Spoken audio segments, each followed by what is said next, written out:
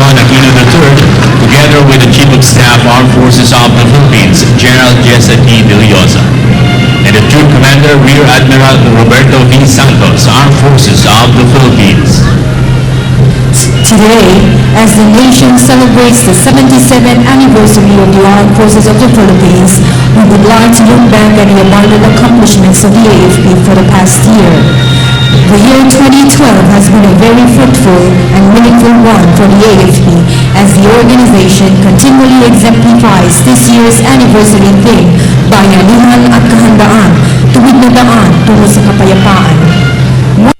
Various achievements of the armed forces is that the AFP's peace and security efforts through the IPSP Bayanihan continue to gain momentum. Our peace campaign plan has sustained its gains in recent years and continues to reap gradual success after its implementation in 2011. These gains have slowly yet firmly established the foundation towards the attainment of the IPSP's strategic objectives. Insofar as the peace process with the CNN goes, the government remains optimistic with its resumption. As a result of a massive conduct of combat and non-combat operations nationwide, 46 barangays have been cleared of insurgents' influence, most of which are in Batangas, Mindoro Occidental, Capiz, and Davao Oriental.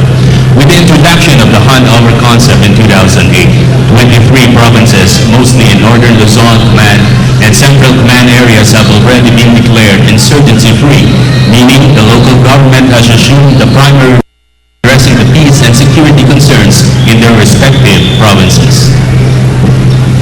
Against the Abu-Sayyaf group, the February 2012 military airstrike in Parang Cebu posed a temporary setback to the ASG's operations. This was on top of the 54 combat operations conducted against the said group. This resulted to the neutralization of 63 ASG personalities for a period of which 33 were killed. Moreover, the AFP has recovered 8 firearms and has preempted possible IED attacks. 70 ASG personalities were also issued with warrants of arrest. Furthermore, ASG-initiated incidents have also decreased with only 56 reported so far. Conversely, the Armed Forces of the Philippines continuously supports the formal closure of the armed hostilities between the government and the Cordillera People's Liberation Army. The Armed Forces of the Philippines was instrumental in facilitating the mechanism for disarmament, demobilization, and reintegration to the mainstream of the CP in coordination with the Office of the Presidential Assistance for Peace Process. The last phase is the integration of 168 former CPLA members to the regular force. In addition, the AFP supports community-based peace and development efforts at all levels of government. Primarily, this is manifested through the deployment of Bayanihan teams, or the erstwhile peace and development teams. They help facilitate and serve as catalysts of government programs and projects in far-flung communities with limited or minimal presence of local governments. However, the Armed Forces of the Philippines also recognizes that in order to successfully carry out the IPSP, it must undergo its own sincere efforts to reform the institution. Thus, the AFP carries out its own initiatives in the context of government security sector reform. These initiatives have geared towards capability development, professionalization of ranks, and involvement of stakeholders in the Armed Forces of the Philippines initiatives. On the aspect of human rights, the AFP was able to increase awareness and knowledge of the AFP on the aspects of promotion and protection of human rights and adherence to international humanitarian law and rule of law. Consistent with the President's drive for good governance, the AFP is pleased to report that most of the identified lapses in the financial and logistics system are being addressed. Ladies and gentlemen, our guest of honor, His Excellency Benigno Simeon Aquino III.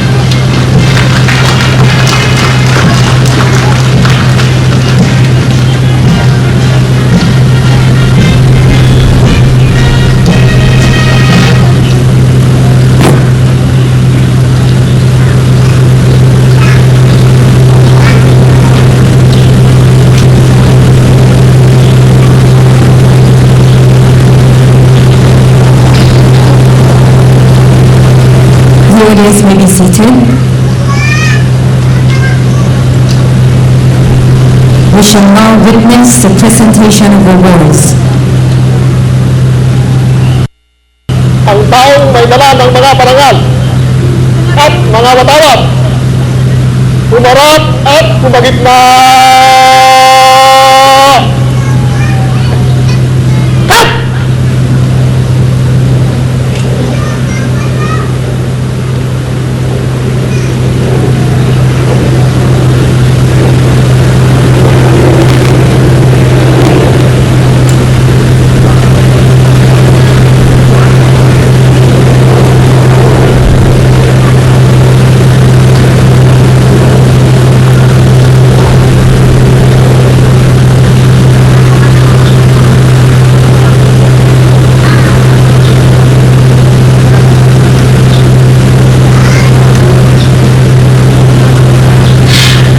Pasulong!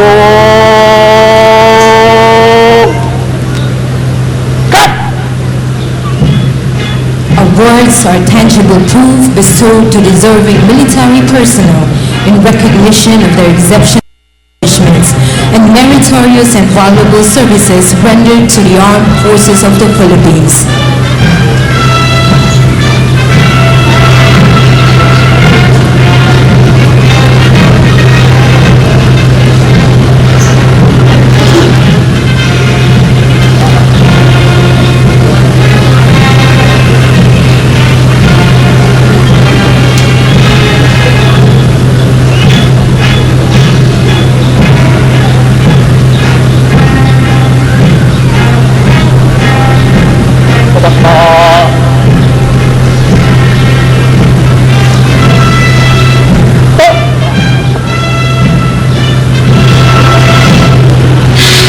Request the awardees to join the color detail on the ground.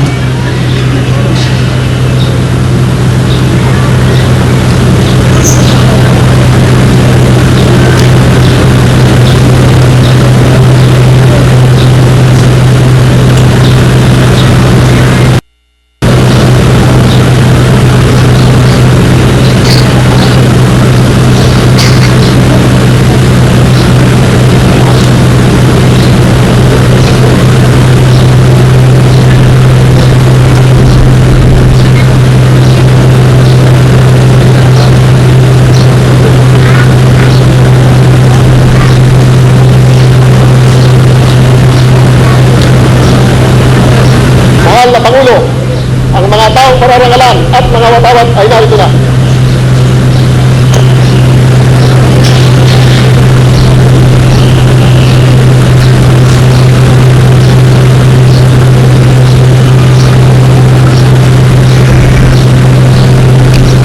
We shall now have the honors to the nation.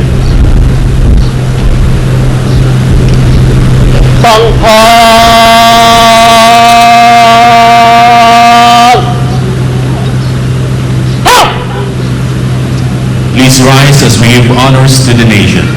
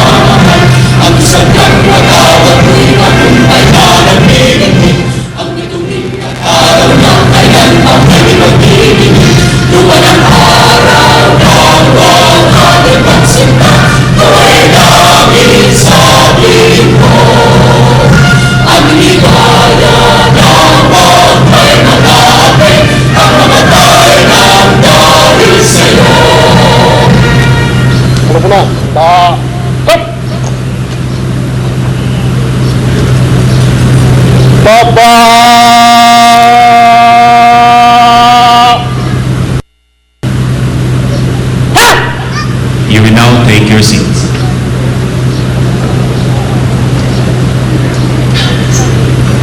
At this point, may we request our guest of honor, His Excellency Benigno Simeon Aquino III, President of the Republic of the Philippines, to present the awards.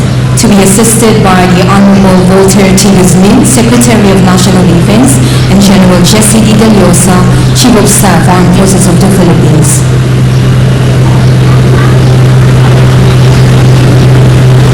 For acts of conspicuous courage and gallantry in the face of 40 heavily armed Abu Sayyaf, resulting to 6 enemy fatalities. The Distinguished Conduct Star is awarded to Second Lieutenant Ferdinand J. Divina, Officer-141441, Philippine Navy Marines.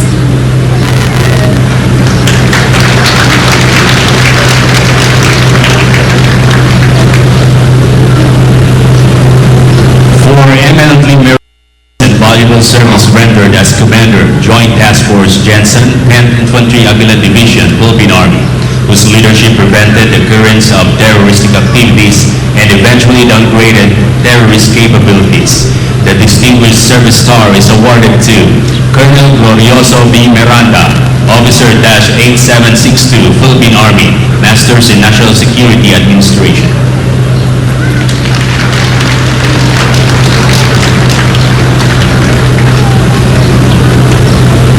For gallantry in action as pilot during a air battle interdiction against high-value Abu Sayyaf members, resulting to enemy fatalities and firearms and ammunition recovery.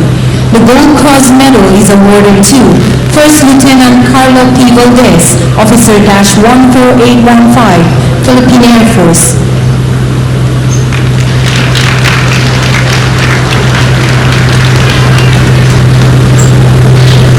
Extraordinary and distinguished achievement and scholarly works, writing 3 books entitled Pulyok Operation in 2004, The Battle of Palma B, and The Military Leadership in Challenging Times, that narrate the outstanding efforts of leaders and commanders at all levels of command.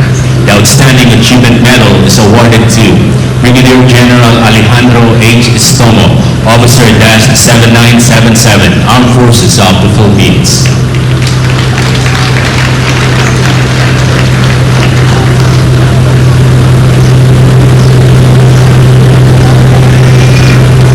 For conspicuously meritorious and valuable achievement in the pursuit of socio-economic and non-combat activities of the Armed Forces of the Philippines while serving as Task Force Commander, Stormtroopers Disaster Response Task Force, 8th Infantry Division, Philippine Army, enhancing the capability during disasters, particularly the rapid deployment of forces and collaboration among partner agencies from the government and private sectors in the area.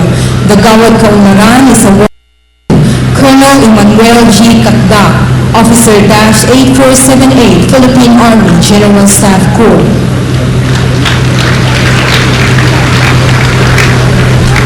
For acts of conspicuous courage and gallantry in action during the combat operations against Lawless Elements Group at Barangay Busay, Sapul Island, Zamboanga City, resulting to 1 enemy fatality and recovery of firearms, ammunitions, and assorted medicines. The kagitingan sa barangay in the category of Dato is awarded to Kakku Active Auxiliary, Abdul Rasad H. Asmad, AOO 1886.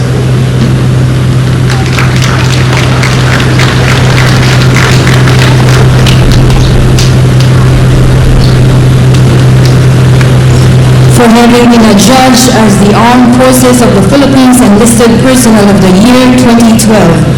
The Armed Forces of the Philippines Enlisted Personnel of the Year badge is awarded to Master Sergeant Fermin O. Rocio, 7705, Philippine Army.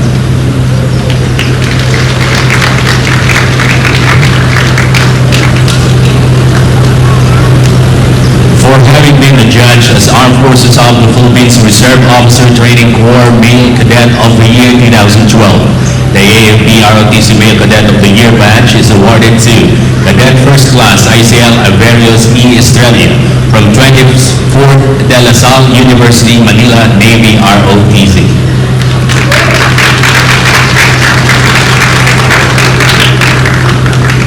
For having been adjudged as the Armed Forces of the Philippines Reserve Officer Training Corps Female Cadet of the Year 2012. The AFP ROTC Female Cadet of the Year badge is awarded to Cadet First Class Jamie Lou T. Sarmiento from De La Salle University, Manila, Navy ROTC.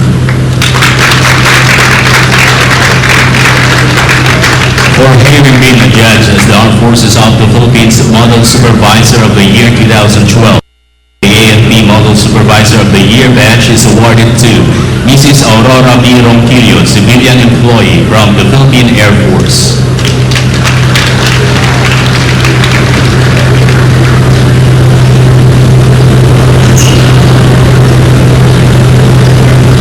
For having been adjudged as Armed Forces of the Philippines Model Civilian Employee of the Year 2012, the AFP Civilian Employee of the Year badge is awarded to Mr. Nelson G. Maligro, Civilian Employee from the Philippine Navy.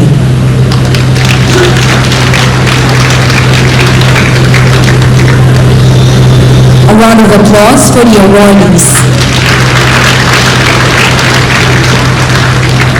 Mga watawat, sumabulan.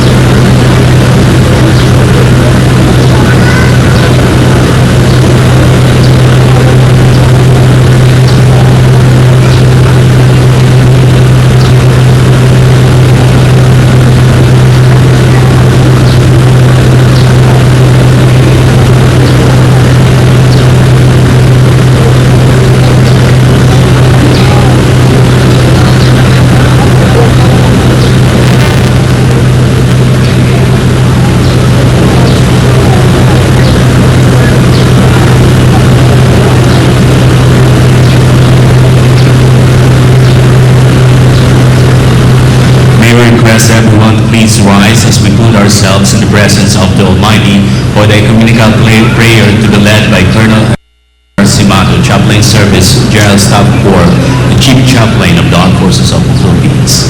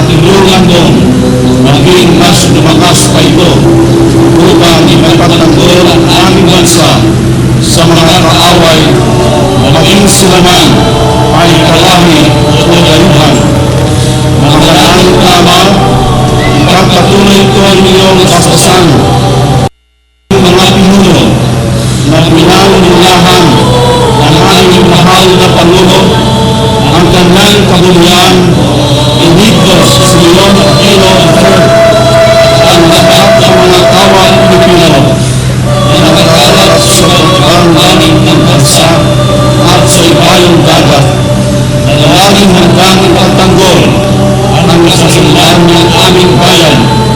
Tuguhan po ninyo ang aming mga tawag ng inyong kapangyarihang kamay upang sa kanilang pagpapag sa kanilang mga tungkulin sila ay malayo sa anumang kapahamakan. Sa kabuuan ng aming pagdiriwang, Panginoon, ay pagpalain po ninyo kami upang maging ganap ang aming gawain at magdulot ng panibagong magagandang karanasan sa bawat isa. Ito ang aming taos-pusong panalangin